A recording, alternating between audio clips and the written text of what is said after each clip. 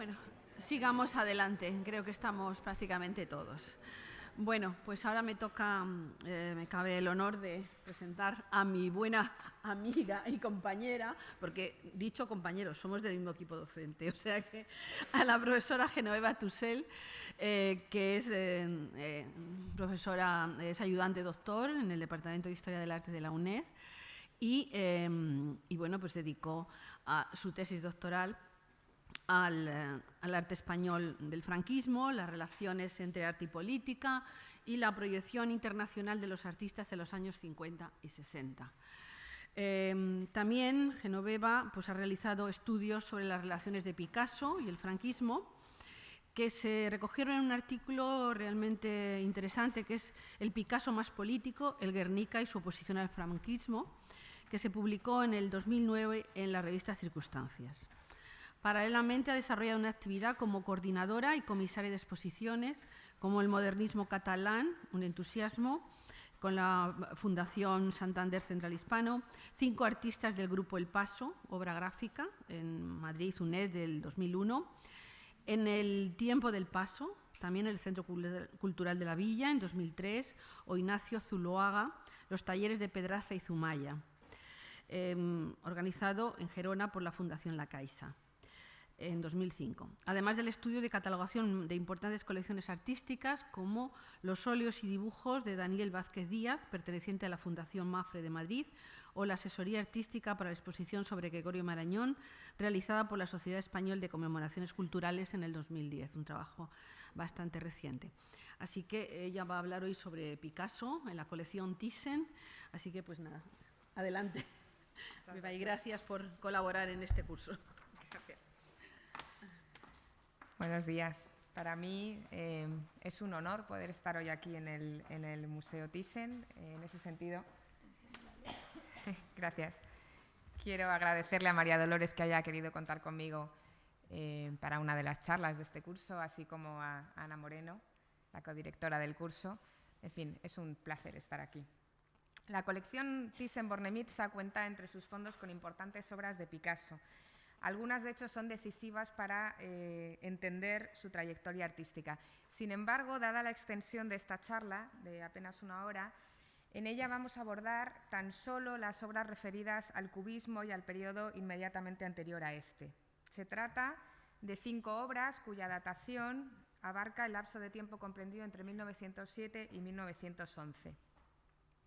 Dejaremos, por tanto, de lado obras como el Agafuerte, La comida frugal, ejecutado en septiembre de 1904 sobre una plancha de zinc, que supone una de las primeras incursiones de Picasso en la técnica del grabado y que pertenece a una serie de 15 aguafuertes y puntas secas realizada entre 1904 y 1905.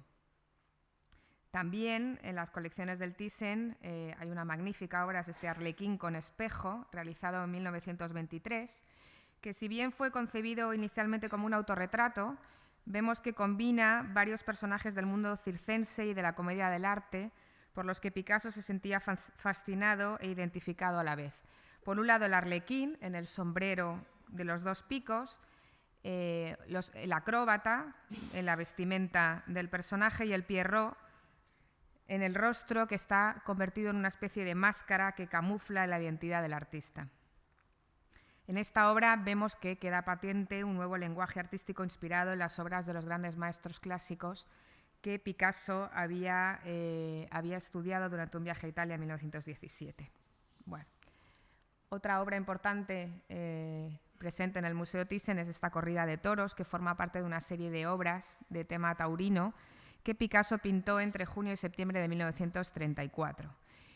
Es un conjunto de obras que se centra en la suerte de varas, el momento de la lidia en el que se enfrentan el toro y el caballo como encarnación simbólica del combate entre el hombre y la mujer. En algunas versiones de esta serie de obras, el toro es retenido por el picador mediante su vara, en otras, la bravura del toro consigue derribar al caballo e incluso destriparlo. La violencia desatada en toda esta serie de obras no podemos dejarla de relacionar con la ira que producen en Picasso los tristes acontecimientos de la Guerra Civil Española, que culminará años más tarde con el Guernica. El caso es que he preferido centrarme en esta charla en 5 de las obras de Picasso que atesora tanto la Fundación, el Museo Thyssen, como la colección Carmen Thyssen-Bornemisza, ya que pertenecen a la etapa crucial de la formación, de la gestación y desarrollo del cubismo. A partir de 1905 comienza a verse en algunos dibujos de Picasso la influencia de las esculturas del arte negro e ibérico y se produce una ruptura con la orientación de sus pinturas de la época rosa. En esos años, el artista conoció directamente la escultura negra en el Museo Etnográfico del Trocadero de París, el actual Museo del Hombre, interesándose fundamentalmente por obras de la Costa de Marfil o de Nueva Caledonia. Vemos aquí una imagen de estas obras en el Museo Etnográfico del Trocadero de París, una imagen del dios de la guerra. El caso es que Picasso comenzó a coleccionar algunas piezas de arte ibérico y también se sintió atraído por el arte egipcio que pudo ver en el Museo del Louvre. Todas estas influencias van a quedar muy patentes en las obras de estos momentos. De hecho, Picasso contó a André Malraux su visita al Museo Etnográfico con estas palabras que creo muy interesantes. Cuando fui al viejo Trocadero no me gustó. El mercado de las pulgas, el olor, no había nadie. Quería marcharme, pero no me fui. Me quedé. Comprendí que era muy importante. Algo me estaba ocurriendo. Las máscaras no eran como las restantes esculturas. No lo eran en absoluto. Eran cosas mágicas. Las piezas negras eran una especie de mediadoras. Desde entonces se me ha quedado la palabra en francés, intercesseur. Estaba en contra de todo, en contra de lo desconocido, de los espíritus malignos. Lo comprendí. Yo también estoy en contra de todo. Yo también creo que todo nos es desconocido, que todo es nuestro enemigo, todo. Comprendí para qué utilizaban los negros sus esculturas. Los fetiches eran armas, para ayudar a la gente a no caer bajo la influencia de los espíritus de nuevo, para ayudarla a ser independiente. Comprendí por qué era pintor. Completamente solo en aquel espantoso museo rodeado de máscaras, de muñecas hechas por pieles rojas, de maniquíes polvorientos. Las señoritas de Aviñón debieron surgir ese mismo día, pero de ninguna manera por las formas, sino porque eran mi primer exorcismo pictórico. No se conoce, sin embargo, la fecha exacta de esta visita de Picasso al Museo Etnográfico y, de hecho, la propia influencia de la escultura negra sobre las señoritas de Aviñón ha sido discutida por numerosos especialistas en la obra de Picasso, como Alfred Barr, Christian Zerbos o Pierre Daye. En todo caso, los dibujos y pinturas de 1907 sí que creo muestran un influjo muy destacado de estas esculturas africanas e ibéricas, así como del arte egipcio. Estas obras que ven aquí, de hecho, formaban parte de la colección del propio Picasso y se conservan actualmente en el Museo Picasso de París. Respecto al arte ibérico, he seleccionado una serie de ejemplos cuya influencia verán luego muy destacada en las obras que vamos a tratar a continuación. Es destacable la figura de la derecha que perteneció a Apollinaire. La primera de las obras del Museo Thyssen a la que nos vamos a referir es este pequeño wash de Pablo Picasso, que en muchas ocasiones ha sido considerado como uno de los estudios preparatorios para las señoritas de Aviñón. Sin embargo, es un trabajo preparatorio para otra obra titulada Desnudo con paños, que es una tela pintada poco después, la vemos aquí, que se conserva en el Museo del Hermitage. A pesar de que algunos autores adelantan la ejecución de este estudio al invierno de 1906-1907, lo más probable es que fuera realizado en París durante el verano de 1907, al tiempo que el pintor estaba trabajando en el lienzo, en el gran lienzo del Desnudo con paños, que después vendería a los célebres coleccionistas hermanos Leo y Gertrude Stein. En este wash aparece, vamos a volvernos a fijar en el wash, aparece de una manera muy clara la influencia de las máscaras del Gabón. Generalmente, con cierta forma cóncava, estaban cubiertas de estrías o incisiones con ojos romboidales y las cejas que se unían en una línea que continuaba con la nariz. Las vemos aquí. Y la boca relativamente pequeña. Vemos aquí en el wash de Picasso cómo el brazo, el rostro y los rasgos quedan transcritos mediante una serie de líneas muy gruesas de contorno que quedan en un plano paralelo a la tela. Y Picasso además utiliza este juego de pequeñas rayas, de pequeñas estrías para traducir el volumen de la figura. El óleo desnudo con paños, que vemos de nuevo aquí, es una representación aislada de la segunda figura de las señoritas de Aviñón. Este es el desnudo con paños y vemos claramente la similitud con la segunda de las figuras de las señoritas de Aviñón. Es una figura que desarrolla el tema de la danza de los velos. La bailarina desnuda se mueve como una médium, embrujada por una misteriosa música, en un gesto entregado con los ojos cerrados. Por otra parte, su movimiento nos desvela más de lo que el ojo puede ver, y como expone Pierre Dac, Picasso logra crear solo con sus ritmos una verdadera profundidad. Con esta innovadora solución, el artista no solo resuelve el tema de la pintura en 3 dimensiones, sino que inicia de una forma imparable el camino hacia el lenguaje cubista. Tanto este desnudo con paños como los estudios preparatorios, entre ellos el que pertenece a la Fundación Thyssen, fueron adquiridos por Leo y Gertrude Stein en el otoño de 1907. El gran lienzo del desnudo con velos fue vendido poco después a un coleccionista ruso y no fue expuesto hasta 1954 en París. Esta foto es tremendamente interesante porque presenta a Gertrude Stein, la vemos aquí, junto a su conocidísimo retrato realizado por Picasso, y aquí vemos los dibujos preparatorios. Este de aquí abajo es el de la Fundación Thyssen. Esta es su casa, donde tenía colgada toda su colección artística.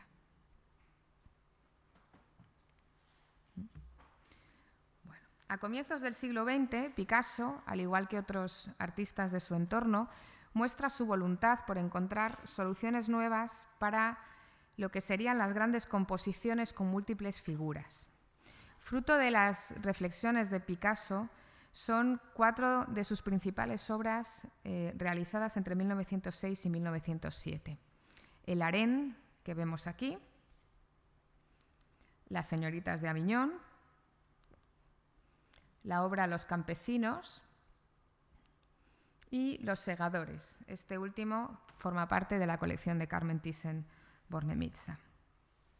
Son 4 obras que vamos a estudiar un poco en conjunto por sus relaciones y por estar realizadas en épocas muy similares.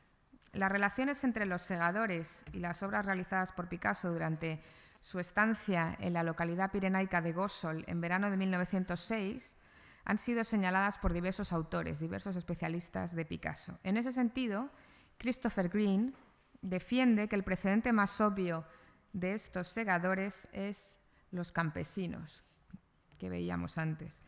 Este gran cuadro que está en la Fundación Barnes y que Picasso terminó en París en agosto de 1906, inmediatamente después de regresar de este verano en Gósol.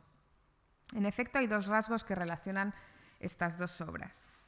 En primer lugar, la disposición de la pareja de bueyes, que es muy parecida en ambas, algo que resulta más significativo si se advierte que la representación de animales en la obra de Picasso durante este periodo es bastante escasa. En segundo lugar, es muy similar la presencia, el predominio del color amarillo que representa el trigo. Voy a ver, porque creo que tenía las 2 obras juntas. Ya digo, es tremendamente excepcional la presencia de este color amarillo representando el trigo, algo que también el propio artista ve que es muy significativo y lo señala en una descripción que hace muy breve en una carta que envía a Leo Stein describiendo este cuadro.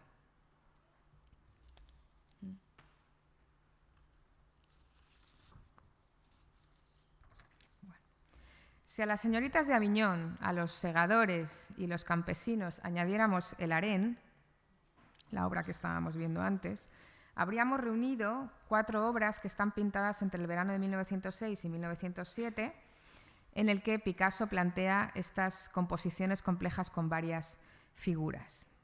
La agrupación es relevante porque en este periodo los artistas de la vanguardia parisina compartían una convicción en que el destino de la nueva pintura del siglo XX requería encontrar fórmulas modernas para este tipo de composiciones. Los precedentes de Gauguin y de Cézanne parecían apuntar en esa dirección. De hecho, hay una serie de obras que he traído aquí que se extienden desde Le Bonheur de Vivre de Matisse, en la parte superior, 1905, a La Edad de Oro de Degas, ambas de 1905, hasta La Danza 2 de Matisse, 1909-1910, en las que vemos el vigor que tenía esta creencia dentro del círculo al que Picasso se incorpora en 1906. Son diferentes maneras de entender las composiciones de numerosas figuras. Volviendo a las obras de Picasso de esta época, 1906-1907, Christopher Green ha agrupado las 4 obras en 2 parejas. Por un lado, el harén y las señoritas de Aviñón, y por otro lado, los campesinos y los segadores del Museo Thyssen. En el primer caso, las figuras están dispuestas en un espacio cerrado, como pueden ver, con ciertas connotaciones de violencia, degradación, enfermedad que se podrían asociar con ese ambiente urbano.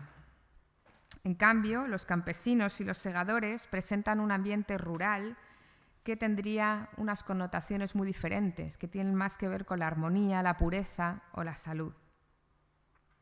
Es importante examinar también la posición de estas obras en el proceso de génesis del cubismo, una cuestión largamente discutida por toda la historiografía picassiana.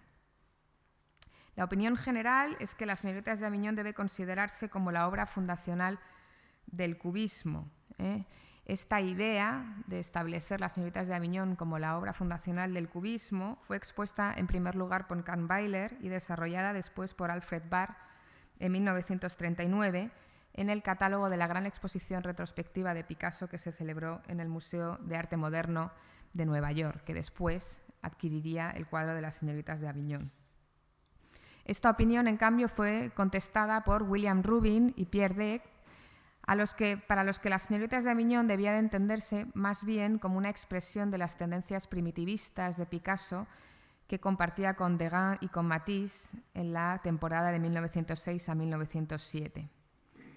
El cubismo propiamente dicho nacería en 1908, según William Rubin, y sería fruto de una aproximación entre Braque y Picasso.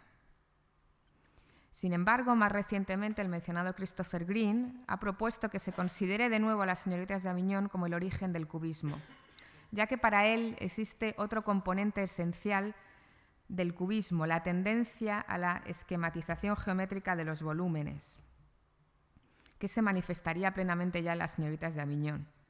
Esta esquematización geométrica se aprecia mucho mejor gracias al contraste con la bidimensionalidad rítmica de los segadores. Vemos como Las señoritas de Aviñón hay mucho más geometría, se compone a base de geometría, y en cambio Los segadores presenta una escena mucho más plana y bidimensional.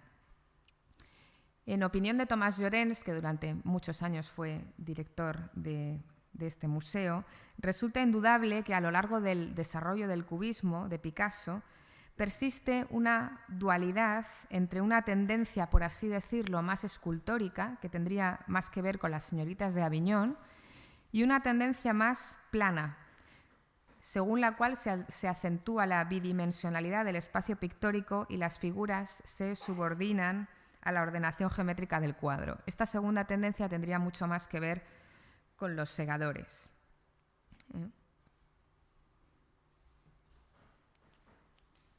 Otros artistas han señalado también la influencia lejana, pero significativa, del Greco en los orígenes y el desarrollo del cubismo, una influencia que fue reconocida por el propio Picasso. El lenguaje manierista del Greco puede verse en Las señoritas de Aviñón, pero también en los segadores, fundamentalmente en esta figura con los brazos alzados.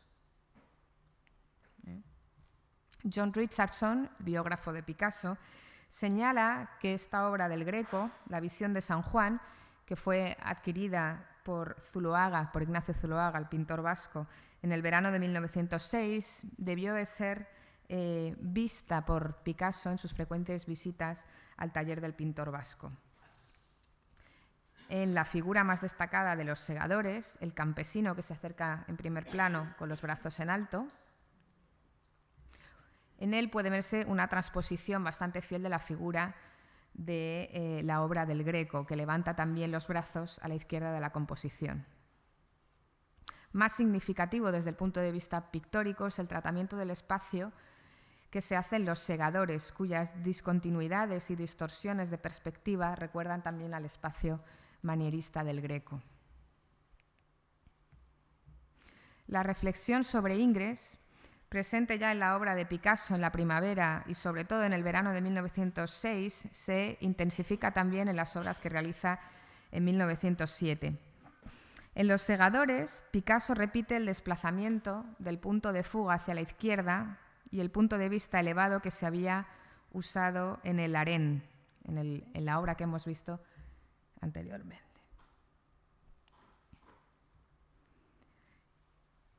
Y este desplazamiento del punto de fuga aparece también en el baño, parece tomado del baño turco de Ingres. Las dos figuras que en el fondo a la izquierda cierran la diagonal compositiva de los segadores, estas que están aquí atrás, son una variante casi sin modificaciones de las dos figuras que al fondo a la izquierda aparecen en el harén. Como vemos, son obras muy cercanas en el tiempo y que guardan un gran número de similitudes. En los segadores también queda muy patente la huella, la influencia clarísima de Gauguin, que es quizás hasta más evidente que la de Ingres. La prevalencia del plano pictórico sobre la tercera dimensión se consigue aquí enfatizando las líneas divisorias de los campos de color, de forma que forman una especie de arabesco rítmico, en un efecto parecido al cloisonné de los esmaltes. Las superficies de color aparecen delimitadas por líneas más oscuras. Este era un recurso que había sido desarrollado por Gauguin y difundido también por sus seguidores.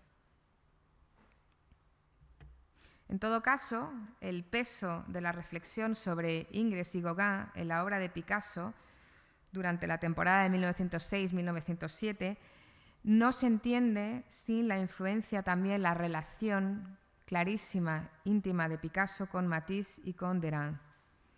De esta manera, muchos especialistas describen a los segadores como la única tela verdaderamente fauve de Picasso. Pierre Dac escribe que Picasso le aseguró que en esta época nadie había estudiado a Matisse tanto como lo había hecho él. Así pues, si queremos entender el contexto de esta obra del Museo Thyssen de los segadores, hay que estudiar los hitos más importantes de la evolución de Matisse y Derain entre 1906 y 1907. En el caso de Matisse, se trata del camino que va desde Le Bonheur de Vivre, que vemos aquí, al desnudo azul que vemos en la parte de la derecha. En el caso de Derain, el proceso que va desde la danza de 1906, esta obra de aquí, hasta la obra Los bañistas, expuesta en el Salón de los Independientes de París en 1907 y donde seguramente Picasso pudo admirarla.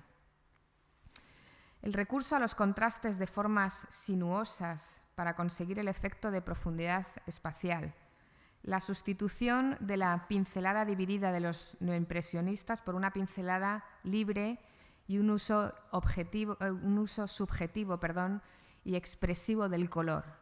Esto se ve tanto en Matisse como en Derain y se ve también en los segadores de Picasso. El primitivismo que vemos en la danza de Derain se manifiesta también en las señoritas de Avignon y en los segadores, en la expresión de sus figuras. El desnudo azul de Matisse que vemos en la parte superior derecha, consigue una síntesis muy convincente entre lo que habían sido esos colores planos de Gauguin y los volúmenes de Cézanne. Es decir, esa influencia de Cézanne, de Gauguin, no se entiende en Picasso sin haber pasado previamente por Matisse. Picasso adopta mucho de estos recursos técnicos en la obra de Los Segadores. Los Segadores consigue una integración rítmica, aquí la vemos, una integración rítmica del plano pictórico. Existen una serie de curvas, como con forma de ojiva, en el fondo, que cubren el cuadro de Picasso en toda su superficie. Y finalmente, la paleta de colores que utiliza Picasso, como había hecho Matisse en Le Bonheur de Vivre, utiliza el violeta para indicar la lejanía. En esta figura que está al fondo, con el cesto en la cabeza, ese color violeta, ese azul tan oscuro, indica lejanía en el espacio y lo contrasta a la manera fauve con el amarillo. Sustituye los rojos por colores más ocres y tierra y rompe, en fin, con la armonía cromática neoimpresionista, proponiendo, de hecho, una disonancia cromática como criterio de modernidad. El Museo Picasso de París posee un dibujo de gran formato ejecutado al carboncillo y con los perfiles muy repasados que parece un estudio definitivo para este cuadro. No he podido traerles aquí la imagen, pero se ve claramente que es un dibujo preparatorio para esta obra. El propio Picasso confirmó en 1970 que esta obra, Los Segadores, la había pintado en su famoso estudio del Bateau Lavoir mientras estaba trabajando al mismo tiempo en Las Señoritas de Aviñón. De ahí las grandes similitudes en una serie de figuras, etc.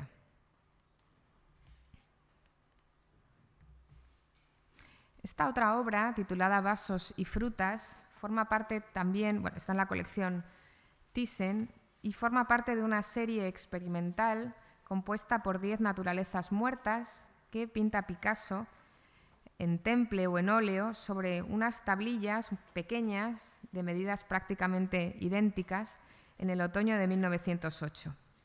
Esta serie se presenta como un comentario a la obra de Cézanne, cuyos bodegones estudió Picasso con atención entre 1908 y 1909. Picasso veía en estos bodegones de Cézanne la clave para la solución de un problema que entonces le preocupaba, que era la ruptura con la perspectiva renacentista y la posibilidad de llegar a una pintura en la que se abandonara el punto de vista único.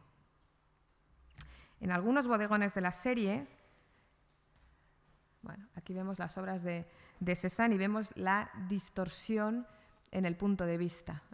La mesa la estamos viendo desde un punto de vista mucho más alto y en cambio la jarra la estamos viendo prácticamente de frente. En algunos bodegones de esta serie, Picasso adopta el punto de vista elevado habitual en Cézanne, haciendo que el plano de la mesa parezca precipitarse sobre la superficie de representación, llegando incluso a exagerar las deformaciones y asimetrías de sus bodegones. Estos son otros bodegones de esta serie, en los que queda muy patente esta idea de distorsión de lo que es la perspectiva. En la obra del Museo Thyssen, Picasso adopta un enfoque frontal a la altura del ojo y de una gran proximidad para con las frutas y los vasos, los objetos representados. Hay una serie de pinceladas largas y paralelas que son muy de influencia de Cézanne, pero Picasso muestra su propia mano, su propio estilo en la reducción de la gama cromática. Es una gama cromática mucho más oscura que los bodegones de Cézanne. Además, muestra un gran geometrismo en la composición y una iluminación multifocal que permite subrayar los volúmenes de las figuras. Esta obra fue vendida a través de la galería del marchante alemán Kahnweiler a los ya mencionados Leo y Gertrude Stein. 2 décadas después pasó a la colección del gran magnate norteamericano Nelson Rockefeller antes de ser adquirida por la colección Thyssen. Aquí vemos una obra más o menos de la misma época, es un bodegón ya de un formato mucho más grande, pero en el que están presentes todas estas ideas que habíamos señalado de la distorsión de la perspectiva. Es un bodegón muy bonito. Otra obra de la colección Thyssen es este Hombre con clarinete. Es una de las obras maestras del cubismo analítico, que fue pintada por Picasso en el otoño de 1911 y en 1912, después de haber pasado el verano en el Pirineo francés junto a Braque, su compañero cubista. Hay que pensar cómo ha sido la evolución de Picasso. Hay que pensar que un año antes, en el verano de 1910, Picasso puso a punto en Cadaqués un método de composición que inauguraría una nueva etapa del cubismo. A partir de los contornos y las líneas principales, las principales líneas de fuerza directrices del cuerpo, Picasso articuló un sistema muy complejo de planos abiertos y comunicantes que a veces evocaban las formas de los cuerpos y en otras ocasiones resultaban absolutamente arbitrarios.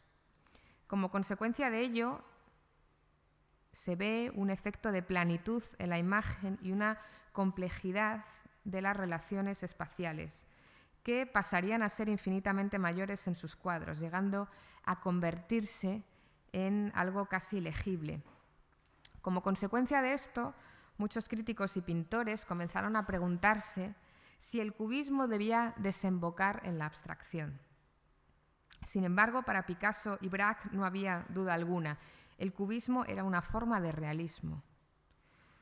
Sin embargo, hasta la primavera de 1912, ambos trabajaron dentro de unas pautas que suponían un delicado equilibrio entre lo que era la representación y la abstracción.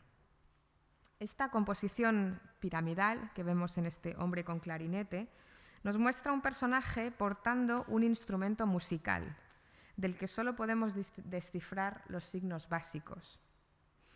La armadura de la imagen está construida con el ritmo de unas líneas rectas y curvas, y los colores aplicados con una técnica neoimpresionista se reducen a una amplia gama de ocres y grises, con los que, sin embargo, logra asombrosos contrastes tonales y efectos pictóricos, dando a la superficie un cierto aspecto metálico. Podrán ustedes ver el cuadro en el museo, siempre es mucho más agradable y pueden ver estos matices al natural que en una reproducción. Aunque Picasso somete al personaje a una descomposición formal extrema que nos lleva a una lectura abstracta, mantiene la colocación vertical de la figura como en el retrato convencional.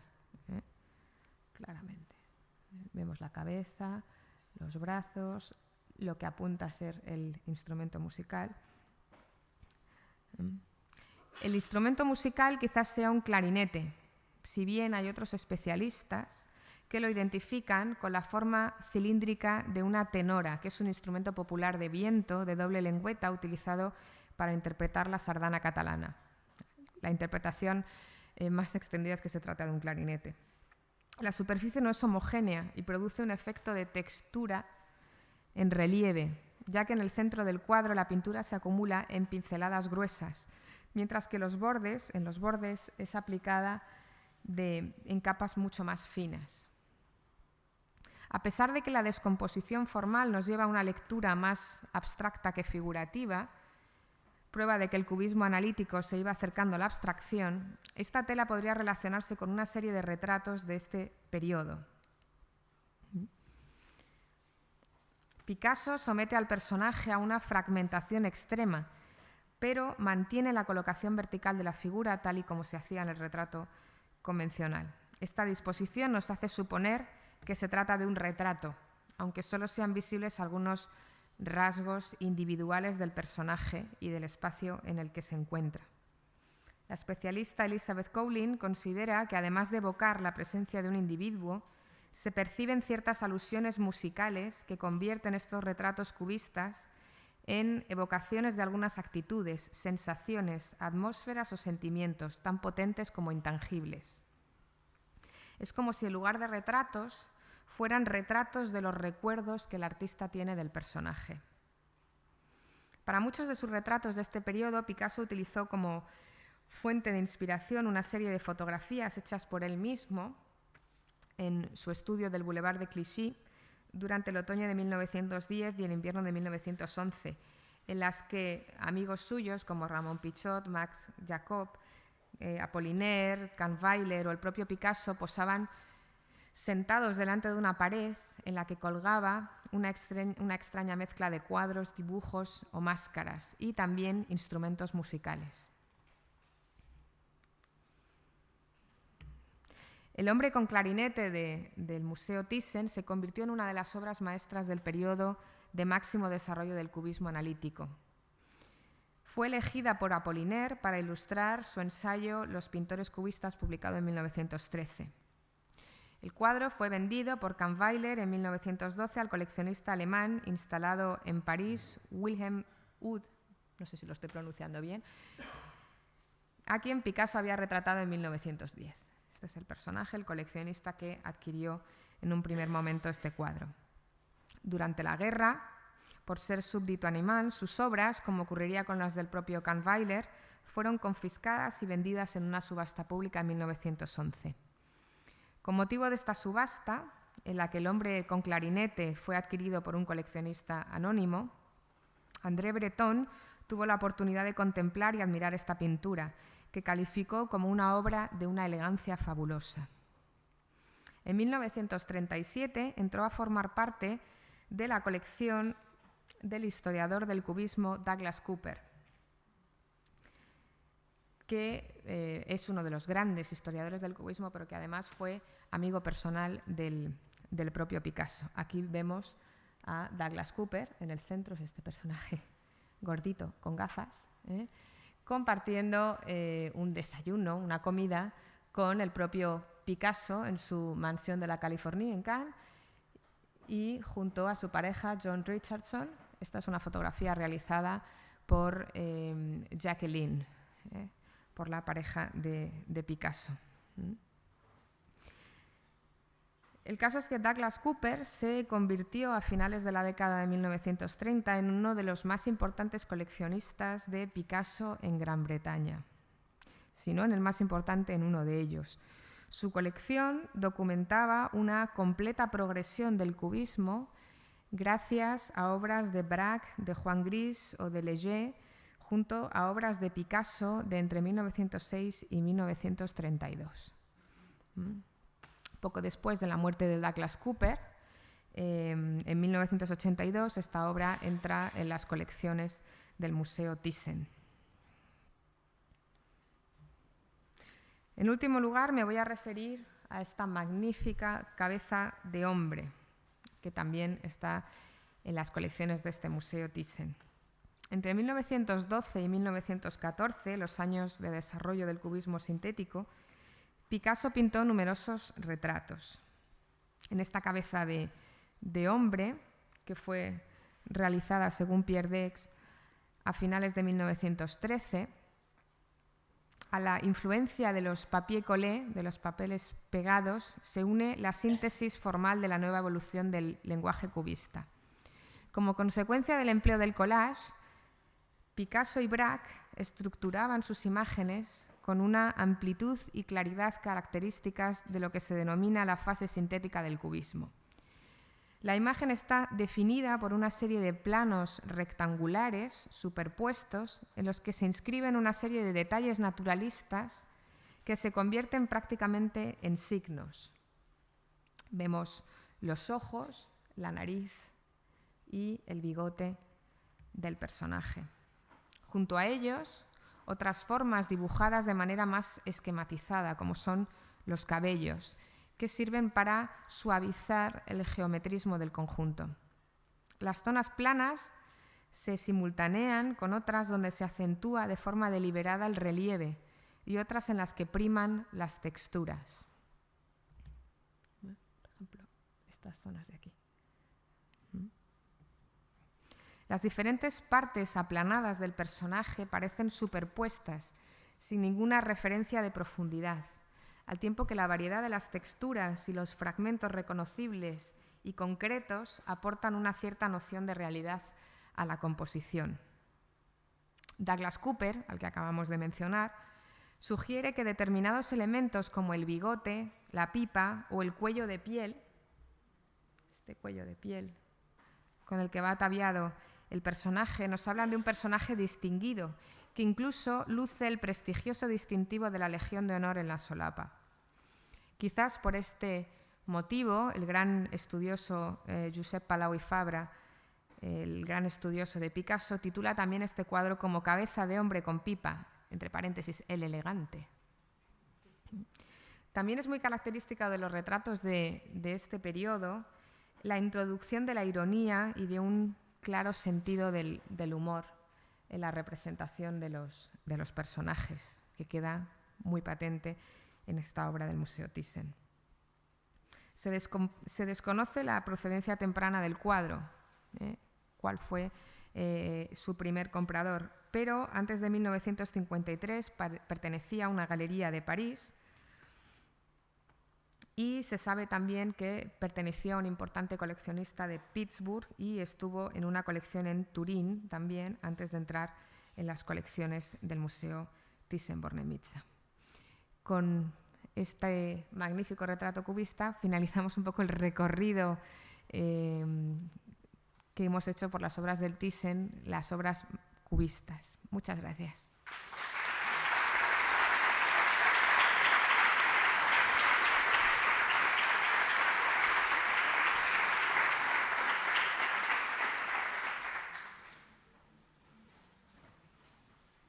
Al final ha sido hasta breve.